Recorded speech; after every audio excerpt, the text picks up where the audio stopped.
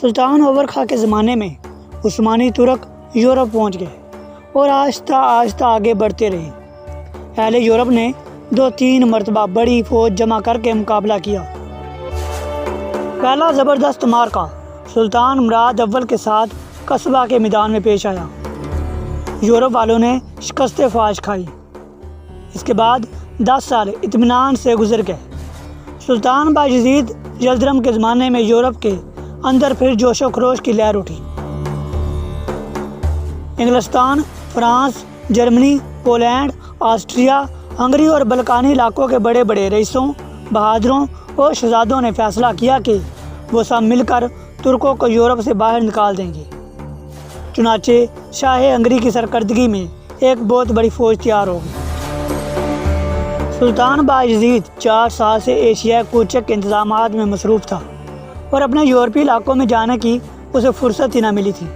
اہل یورپ نے اس موقع کو غنیمت سمجھا اور سلطنت عثمانیہ کے قصبوں کو جلاتے اور برباد کرتے آگے بڑھے۔ اصل میں ان کے پیش نظر لڑائی نہ تھی بلکہ ایک جوش انتقام تھا جس نے انہیں دیوانہ بنا رکھا تھا۔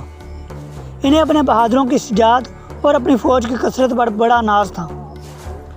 مشہور ہے کہ پیش قدمی کرتے ہوئے ان کی نظریں اپنی تعداد کی زیادتی پر پڑتی تو پکار اٹھتے تھے کہ اگر آسمان بھی ٹوٹ پڑے تو ہم اپنے نیزوں کی نوکوں پر اسے اٹھائے رکھیں گے اور زمین پر نہ گرنے دیں گے۔ بایزید کو اہل یورپ کی بھاری جتھے کی اطلاع ملی تو بجلی کی طرح تڑپ اٹھا اور طوفان کی تیزی سے اپنے یورپی دارالحکومت ایڈریانوپل پہنچ گیا۔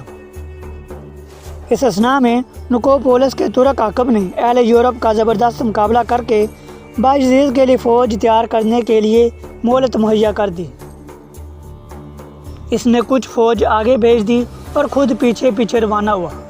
اہل یورپ کو خبر ملی تو بڑے جوش کے ساتھ ایک دوسرے سے آگے بڑھ بڑھ کر مقابلے کے دعوے کرنے لگے۔ شاہ ہنگری کو ترکوں کی طریق جنگ کا علم تھا کہ وہ ابتدا میں بے قاعدہ دستوں کو آگے بھیجتے ہیں۔ اس طرح دشمن کی قوت یا صلاحیت جنگ کا پورا اندازہ کر لیتے ہیں تو باقاعدہ فوج کا حملہ ہوتا ہے۔ شاہ ہنگری نے ساتھیوں کو بہت روکا کہ بے قاعدہ فوج کے مقابلے میں اپنی قوت ضائع نہ کریں، مگر اس کو کون سنتا تھا۔ ہر یورپی بہادر یہی کہتا تھا کہ اگر مجھے آگے رہنے کا موقع نہ ملا تو میری بہادری کی قدر و قیمت زائل ہو جائے گی۔ 25 ستمبر 1396 عیسوی کو نکوپولس سے 4 میل جنوب میں لڑائی ہوئی۔ جیسا کہ شاہ ہنگری کا خیال تھا، یورپی بہادر اپنا سارا جوش بے قاعدہ ترک دستوں کے مقابلے میں صرف کر چکے تھے۔ بے قاعدہ دستے مقررہ منصوبے کے مطابق ادھر ادھر بکھر گئے تو یورپی جیش آگے بڑھے۔ سامنے سلطان باقاعدہ فوج کی صف بندی کیے کھڑا تھا۔ ادھر سلطان سے لڑائی شروع ہوئی، ادھر بے قاعدہ دستوں نے اس سرنو جمع ہو کر اہل یورپ کے عقب سے حملہ کر دیا۔ اس طرح چکی کے 2 پارٹوں میں بڑے بڑے دلیر اور جواں مرد چنوں کی طرح پس گئے۔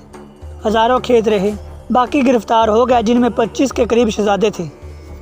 بایزید انہیں ایشیا کو چکلایا، پھر کہا کہ اگر مجھے تم لوگوں کا ڈر ہوتا تو عہد و پیمان لیتا کہ دوبارہ میرے ساتھ جنگ نہ کرنا، لیکن میں تم سب کو دعوت عام دیتا ہوں کہ اپنے گھروں کو چلے جاؤ، نئے سرے سے فوجیں تیار کرو، راستے کے ہر شخص کو اپنے ساتھ ملاتے جاؤ۔